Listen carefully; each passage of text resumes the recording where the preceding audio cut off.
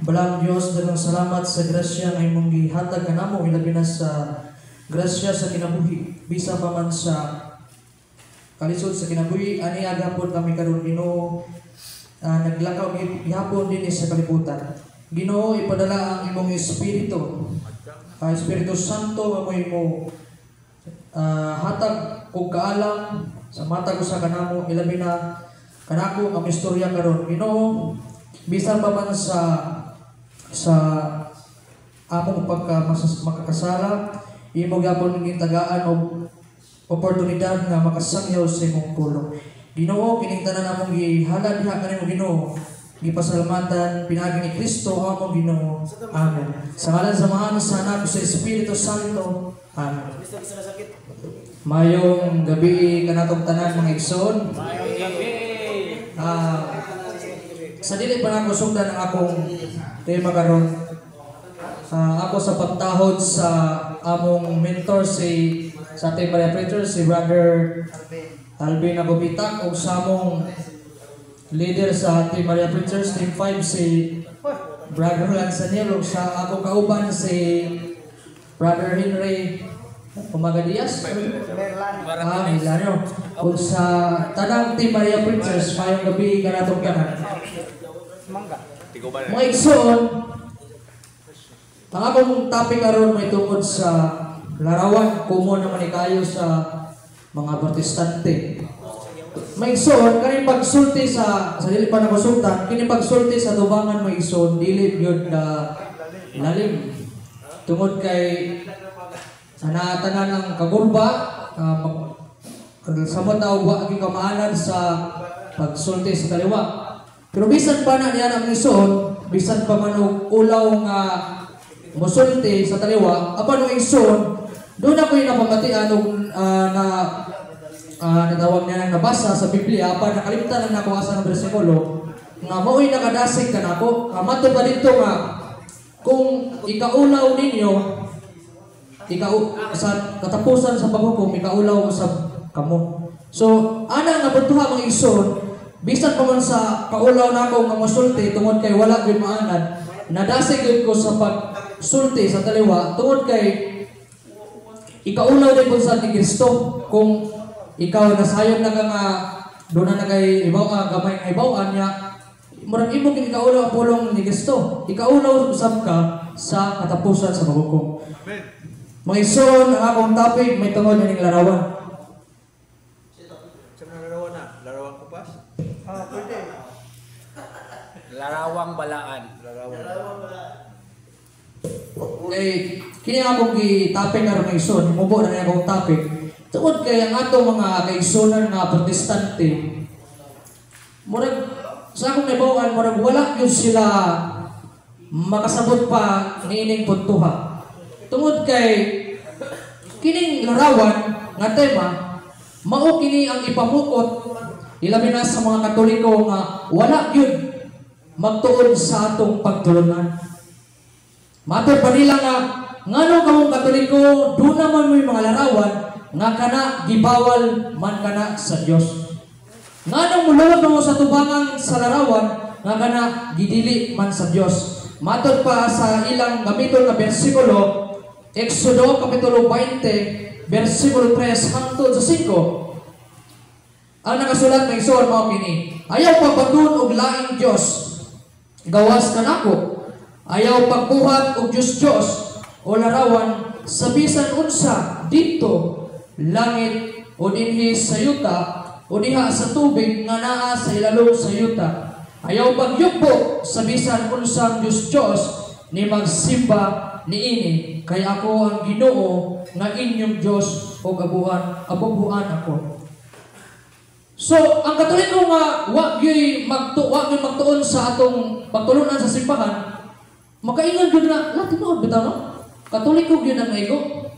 Kay kita ra mga Katoliko nga dunay larawan. Matod usab sa Deuteronomio 4:6-22 tingnan dito. Ayaw ka mo paghimog larawan nga inyong simbahon. Larawan sa bisan unsang dagway sa lalaki o sa babae. So, klaro rin adyo mga igsoon nga kamong mga Katoliko ang naigo nini. Tuod kay kamura ang dunay mga larawan, unya inyo pa gyud ang iprosesyon. So kamo gyud ang naigoan niyo mga igsoon. Mo na ipagsubak bro. Mo na pagsubak. Igutan na bro, ang pikas pagsubak. Matod pa din na sa Exodo 20, 3:5.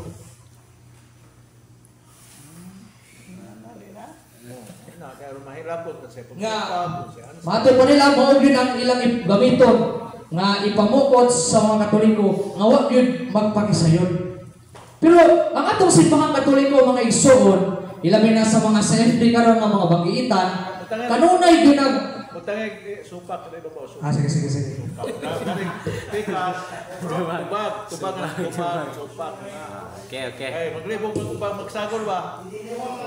Supak, tubag.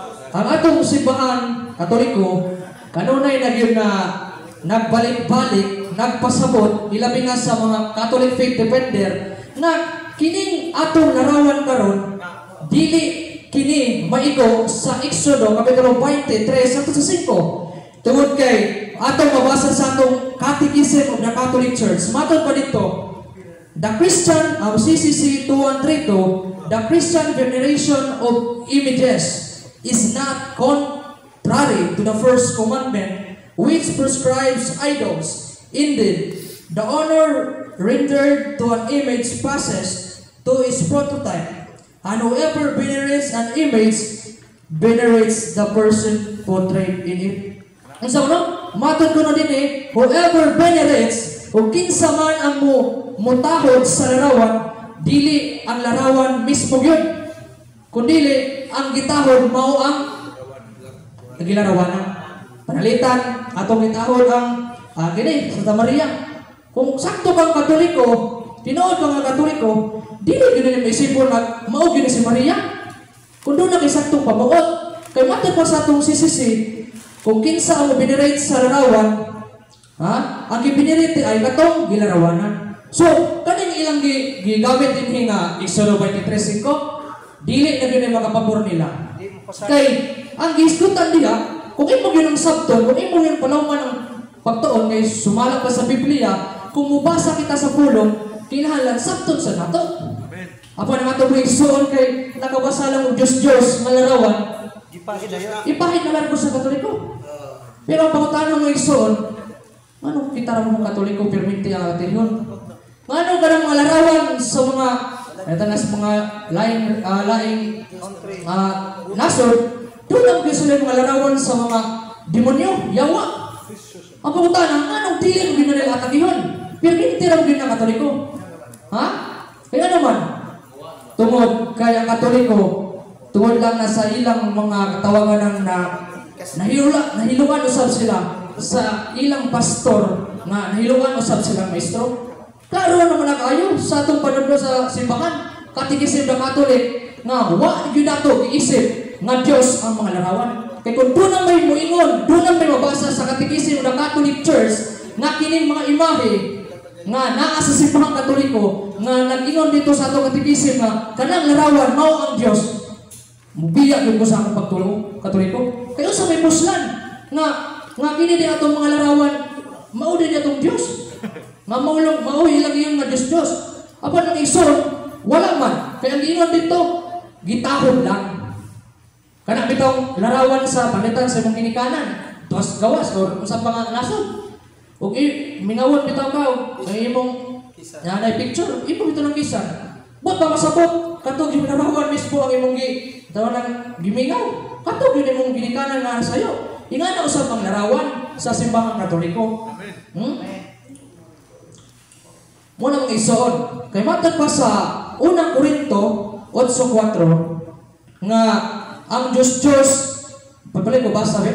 Unang Korinto 8:4. Kita mga Diyos presentar sa utang na dili Ginoo. 8:4. Sayod kita. Pasabot Pusa, manitubod. sa mga kalangon. Sa pagkakamit. Sa Gamit. Pagday mo. Nahibalo kita nga ang Diyos dili mo. Nasayat kita sa langan ng Diyos. Klaro kayo sa unang Korinto 1:4 nga ang Diyos nagrepresentar sa butang na dili tinuod. Sa ano butang na dili tinuod? Ang pangutana, kining larawan ni Bireng Maria. Doon na yung tinuod nga Bireng Maria. Naa. So sa ato pa rin mga igsoon, kaning atong nga larawan, dili ni mahisibo sa ilang pasangil na kini Diyos. Kaya ang Diyos di ay matod pa diya sa gibasa ni Bro Ridaro nga ang Diyos nagrepresentar sa butang nga dili tinuod. Diya buntuhan mga igsoon ng atong mga protestante. Wa yun siguro nila kabasa o nakabasa apa nagpalibong-libong ra. Klaro man kayo diya nga ang Diyos nagrepresentar sa butang nga dili tinuod. So, kini ding simbahang Katoliko, wala dahil kini maigo diha sa ilang pasangil. Nya ang pangutana brad, kamo mga Katoliko, kamo ra may kabuot-buot ang paghimog larawan, wala man ay mabasa sa Biblia. Ha? Inyo ra mga pare naghimo ana, inyo ra mga obispo, inyo ra ang Santo Papa. Na? Tinuod ba lang igsoon nga walay mabasa? Kay kanang ilang ingon nga tumutumo lang ang Katolikong simbahan ra ang naggama-gama sayop kana. Kay matod pa sa Exodo 25, 18, 22, pala mo basa. Basa po. Ready. 25, 18, 22, atod sa 22. Sa isig katumoy sa kabon sa suladan, paghimog duha ka kirubin na sinalsal nga bulawan. Usa sa isig katumoy ini. Himua ang mga kirubin nga unay gayon sa kabon. Kinahanglan nga ang mga kirubin magbukhad ang ilang mga pako aron mapagdungan ang ilang pako sa kabon. Mag-akbangay sila na magkataw sa kabon. Klaro na gano'n mga igsoon nga bisan pa rin sa Exodo kung ilang ito kagabiton na Exodo 20 kung imo nang iabantihan sa 25 ang ilang kalibog doon na sa tubag sa 25 nga klaro kayo nga sa isig katumoy sa takog sa kahon paghimog kirubin. So ang ilang mga isulti nga kirubin man na mo imbento na sila nga tanang larawan. Mo na ilang pasangil nga tanan ko nung larawan gibawal sa Dios. Pero kung basahan mo sa Exodo 25, 18 sa 22 nga dunay larawan nga gikulit kirubin. Mo ilang pangingon kirubin man ang bradi Santa Maria. Ha? Mo na mga kanang mga protestante bitaw mga igsoon kung imong bantayan. Liko-likuan gyud ka. Ha? Hangtod nga mawadan ka sa kanang tawagan ng sakto ka pangunauna bakit? Moyon sila nga walay mabasa. Pero kung dunay moyon nasabtad nga dunay mabasa, moyon nasad nga dili ni kayo kirubin ra. Usa gyud yung gusto rin letra por letra nga moyon ta nga paghimog larawan ni Santa Maria. Pastilan mga igsoon. Kana nga klase ng pangunauna wag gyud may suway sa Biblia. Kaya sa may gingon sa balang kasulatan, ang basa musabot usab. Pero ang atong mga protestante, mura mag-way sabot-sabot, basa-basa ra, way sabot-sabot. Ha? Wala mga igsoon, naklaro dahil may igsoon, na kanilang pasanay, doon na dahil sa mabasa. Matod sa laing persikulo, 2 Kronikas 3, 7, Kamajes, gitibuhuan niya mga kirubin ang mga bumbong. Mo yung betul sila nga, Brad, ano man yung altar, ay yung bumbong, diyan tubangan puno mo larawan. Ikisubo man sa 2 Kronikas 3 nga ang dunay mga kirubin diya sa bumbong. Nya pangutana, nakatuman pa kamo nini. Wa yun. So sa ato pa, nga kanang ilang gibusangil nga sayon ang Katoliko kay naghimog larawan, dili na tinuod. Kay mabasa man ang atong pagtulunan sa 2 Kronikas, ha? 3 Kamajes na doon na kayo larawan diha sa bumbong. Lain mo panog, karami daw sila magsimpa. Mao, tinuod ba nga pagsimpa nila? Kay matod pa nila, kung magsimpa ko no, dili ko no kinahanglan mga tubag sa larawan. Kay sayo ko no. Pero sila ang magsimpa, isang magsimpa nila, ginood eh. Dili ko ginoo. Kay kung imusap yan ilang pangunahuna, naa sila sa tubangan, ang ilang nasa tubangan, ilang pastor. So sa ato pa, ang ilang isimpa, pastor, dili si Kristo. Kung mao nga mindset ang atong sundon. Kay matod pa diya sa Matod pa mo pa na sila nga, Brad, ano ka ng inyong simbahan? Gikan pa sa bertahan, hangtod dito sa altar. Napuno man og kinulit nga larawan. Mabasa mo sa Biblia. Ang problema, kung wala ko kabasa. Kaya matod pa sa Ezekiel 31, 17 sa 20, ang templo gikulitan og mga larawan. So ano? Ang templo gikulitan og mga larawan. So sa ato pa diay, kining simbahang Katoliko, kay mayon na sila nga abot buot, wala di kini nabot buot tungod kay biblical speaking, do na gyud mabasa nga kining paghimo og mga larawan na sa Biblia. Na ingon kini ang templo gikulitan og mga larawan. Klaro kayo nga biblical gyud mga igsoon. Pero ang atong mga igsoon nga protestante, nganong dili man nila basahon kini? Nganong dili man nila basahon? Kay tungod kay, kung basahon kini nila, wala na sila membro nga mada. Muuli naman tanan. Magabantay bitaw ka bisag asa nga karon lisod na patuon ang mga lisod na mutuo ang mga Katoliko tungod kay ang safety daghan na gyud bisag sa social media.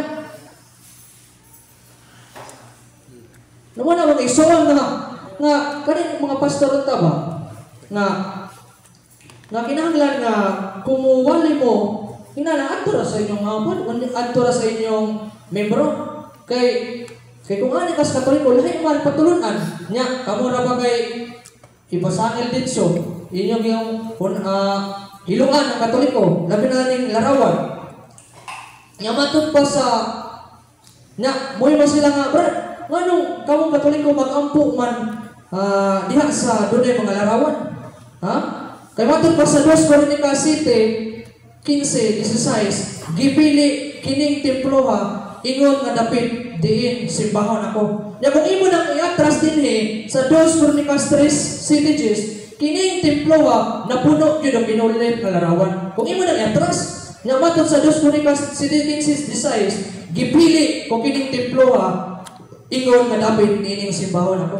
So klaro rin kayo mga igsoon nga ang simbahang Katoliko di ay ang gipili o adtot simbahon kay ang simbahan din nga kanang tinuod tunay mga larawan kay klaro man yun pero nga itong mga igsoon wag yun puro lang yun mga buwak-buwak ilang simbahan matod pa sa Josue muwi man na sila nga brad ganun mo luhod mo matubangan sa larawan Nakisaba na pastor. wag din sila kabasa sa Josue 7:6 nga ni mato dito si Josue ni mapa atubangan sudanan sa kasabutan sa Ginoo. Mas labo pa sa luhod kay ni hapa yun. Ano itong mga Muslim mga hapa din sila. Isip respeto sa kanilang isip pa. Muhammad. Nya mo sila nga sayop ni Katoliko kay waluhod, pero wala sila mayon ni Josue nga nasayop siya nga mas labo pas luhod. Mi hapa yun. Kuya muluhod jud una sa mahapa. Dili pwede nga mo hapa kalargo. Kay mo hapa kalargo, pirting igaw imong naon. Ha? Buluhod yun na isuon. Pero dili yun nila basahon tungod kay kung ilan yung basahon, dili ko sila makadani. Dili ko sila makadalag membro. Kaya matod pa matod din yan. Sa 2 Corintios 3:13, ang labing balaan, dapit gibuhatan niya kirubin. So doon na yun, ang dapit nga balaan, doon na yun mga kirubin. Nya kinsa may nagasunod ani nga simbahan karon, way lain simbahan Katoliko ra. Born again, saksi ni Jehova, Iglesia ni Cristo, doon na tuloy mga larawan wa. Kay wa sila kasunod. Wa sila masunod sa pagturonan. Kay sa kanar ng ato mga kaigsonan na mga protestante. Grabe yun lang bugal-bugal sa ato mga larawan. Ilagay ng bukon, napitay pastor sa kanang das Facebook atong itumunon nga iya kang gibuak ang larawan ni Birhen Maria pastilan. Wa gyud batasan. Wa buhi ko patutawa na ron. Usa may giingon sa Salmo 74:4-6 katong namuak sa iya mga larawan. Kaaway ang namuak sa mga sagrado nga larawan. So klaro rin mga igsoon nga kana day mga protestante kaaway day na sa Ginoo. Kay wa mo gilain lisod ba daw simbahan Katoliko ang kaaway nga wa gyud ang mga miyembro sa Katoliko wa gyud na magbuak ang mga larawan ato ko mo ginapahiran tungod sa atong pagtahod ng larawan. So klaro din mga igsoon nga nga kaaway sila ni Kristo. Kay sila lang gyud ang namuak. Ang born again namuak, saksi ni Jehovah ug nabay namuak. Basta dili Katoliko kaaway ni Kristo. Kay supa ben sa larawan nga si mismo ang Dios nagsugo niya na. Mura mo ison. Nga kita mga Katoliko ngano man sa nga ato ginang kanang ganang atiman gyud. Atiman ning larawan para nato balaan din eh.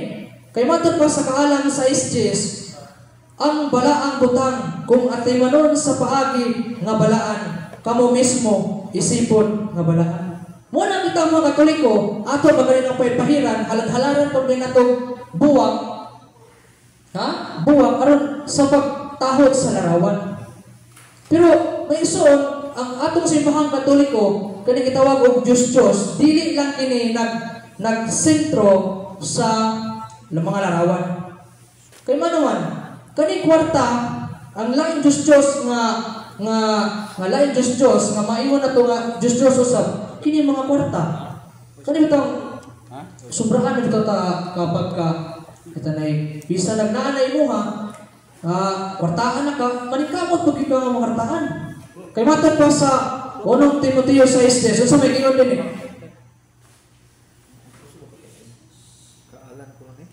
At paninyo, sa 1 Timoteo 6:10. Kaya ang gugma sa salapi mao ang gamot sa tanang kadautan.